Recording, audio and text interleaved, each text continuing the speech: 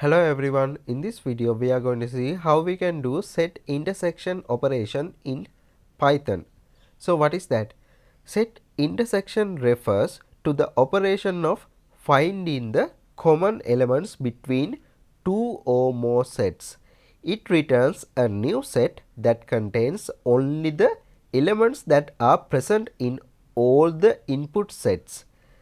So, the intersection can be performed using the intersection method or using the ampersand symbol. Let's go ahead and find out. Take a look at these sets.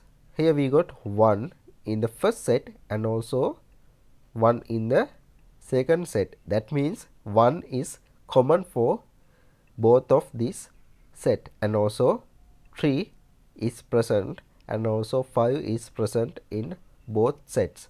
So we have to take those common values using, I'm going to say print to directly print the output, and we have to say the first set name and the ampersand symbol or the AND symbol and the second set. Okay, if we run this we should get that 1 3 5.